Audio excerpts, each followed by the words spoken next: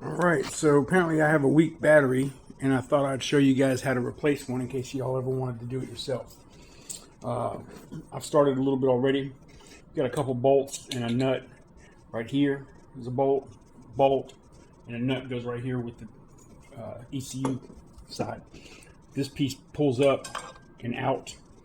This piece here is actually stuck underneath the ledge of this. And if I remember correctly, you got to lift that up. You lift your ECU up and pull it back just enough to release this side. I think that was the only one. I could be mistaken. Oh, you know what? I slipped. There's a 10 millimeter right here on the side as well. That also has to come out.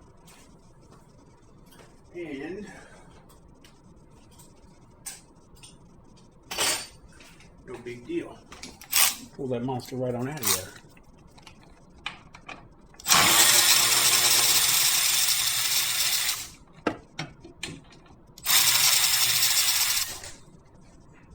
It's undone.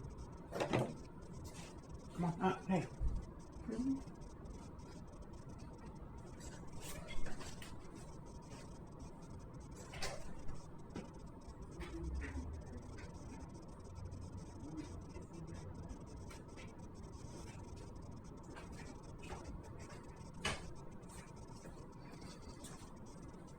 Anyway, once that's out, this piece just lifts up.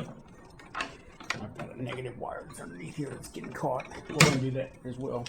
10 millimeter off the back just to get it loose. Just a ground cable for my LEDs that I've got. But this piece pulls up and away. And then release my 10 millimeter that I need to connect.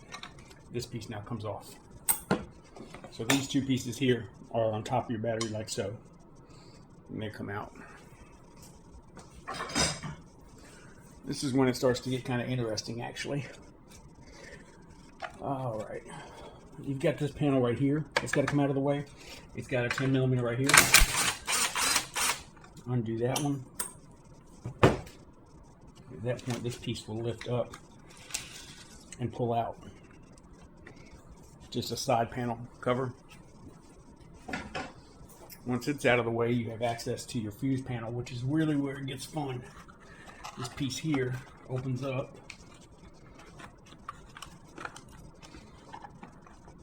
If I can get it to release. There we go. This piece lifts up. This is where it gets interesting. You've got all these fuses underneath here that are some genius decided to put on top of the battery. They all have to be undone to do it. You have 10 millimeter bolts all the way around the edges. Make sure that your ground is fully disconnected before you do that. So, loosen up your ground. While I'm here, let me let you guys be aware. This right here is a negative current sensor that's connected to the CAN bus system of the whole car. If you start having electrical gremlins, things kind of acting weird, sometimes this could be your culprit. Come out under your hood and unplug this and see if your problem goes away. If it does, then the sensor has gone bad. I've had it happen to me, and it indicated that I had a bad cooling fan on the engine, which was not the case. All right, so anyway, pull that off and put it out of the way so it's not in front of the battery. And then just go around. You've got 10 millimeters here, 10 millimeters here, and the big ones actually have a 13 millimeter. All right, so we're gonna loosen up the actual terminal on the battery, and then these actually have to come off completely. Be careful not to lose anything because they will get loose pretty quick. I'm pretty sure the nuts are actually attached to the piece.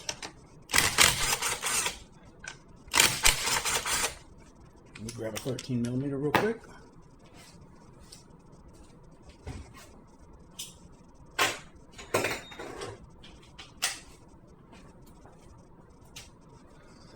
So 13 millimeters on these. And these bolts are also connected. Excuse me, nuts are also connected. Get right there, Ken. And once those are loose, you can actually lift them up and push them back. One thing you'll like is they're actually encoded so that they go back in the same location they came out. What they've got is these little notches that stick out on each edge, and so they only fit in one location. when you go to put them back in. You can't mix them up. They have different size notches on each one, so they got to go back in the same spot. They won't get mixed up. So don't worry about mixing them up. Push them out of the way. Big ones, same thing. A little bit more difficult to release.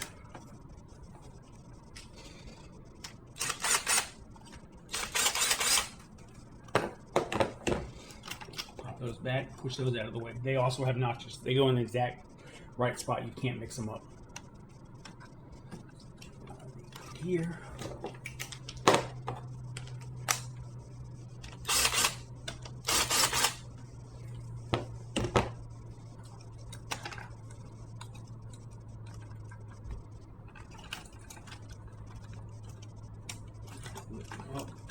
Push those wires back out of the way.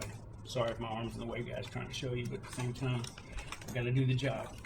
Anyway, push those back. Again, they go in one spot. You can't mix them up, so don't worry about it. They're going to be very easy to put back in the right spot. One thing to note, you've got this cable right here that runs around to here. When you go to lift this up, that's going to be connected, so be careful when you do it. Move that out of the way, actually. This panel now should come up off the battery. It's got clips on either side, remember that. Hold it down.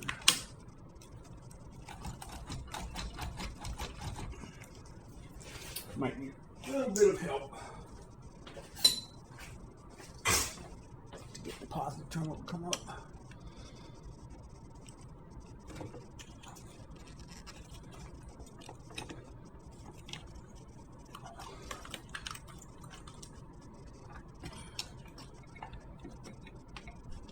Clip back here as well. That is holding on to the edge of the battery as well. Yeah, pry that piece up. In order to get this to pull up.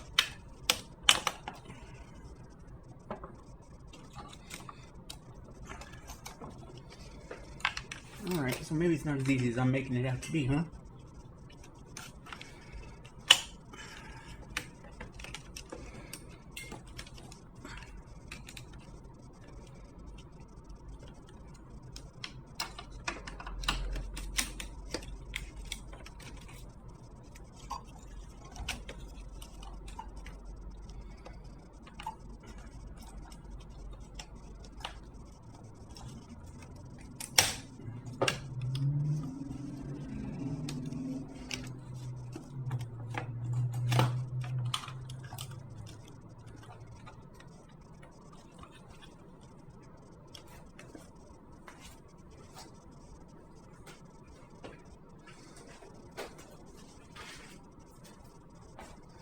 So what I'm dealing with is you've got little clip-ons that clip around all the way around this dang thing. You can get one loose and the other one doesn't want to come loose. Get the other one loose and the first one gets hooked back up. So having to pry them all out to get them to come up, get it to lift. I'm getting it to slowly lift up some, but it ain't being very productive and helpful.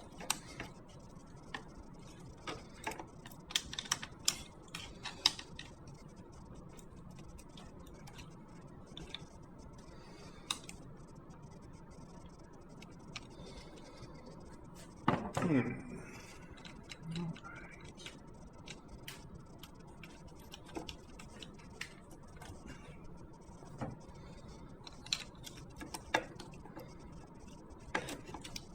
you go. That battery terminal was hanging on for dear life. Didn't want to let go. So once that's up, that panel will come up as such. Get these off of here because they're holding them in place. Trying to get back on there. So that's free now at this point, and you can lay this back out of the way. Just like so. All your cables are back out of the way, that's out of the way, and you're all free there.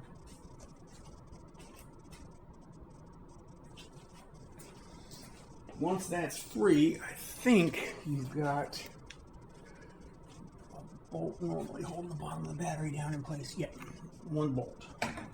So all that's left after that big thing's off there is you got one bolt down below, right down here, which looks to be about a 13 millimeter, possibly a 14, but I think it's a 13. And it has a battery holder that's holding the battery steady where it's at. So let me get an extension.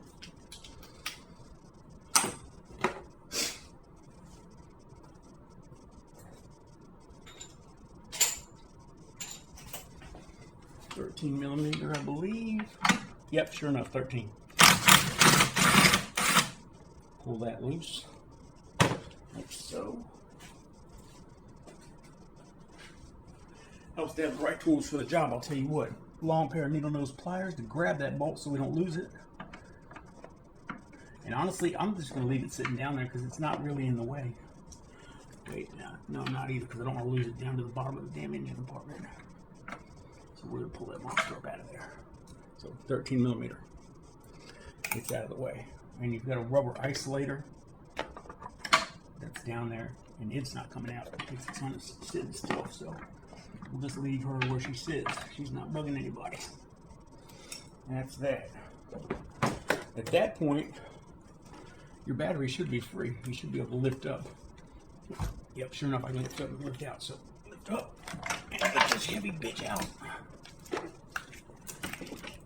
Just like so.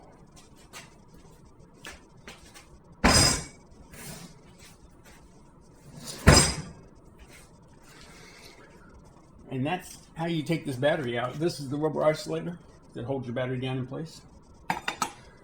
Has a little rubber clip that goes with it. It's down there. Once those are out, you can see why this is kind of a difficult job with all these different extra connectors. It's really not hard. It took me longer to do it because I was showing how to do it than it would have if I just did it. That's it. One good practice that I try to do whenever I put a new battery in a car, I like to get the receipt and put it inside of a Ziploc bag and put that Ziploc bag inside of a Ziploc bag. So you've double bagged it basically. And I like to put it under the battery.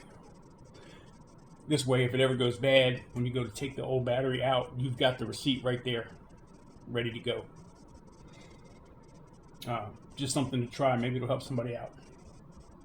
When you put all this back down and you put the metal locks back in place, the arms, this piece here goes underneath this.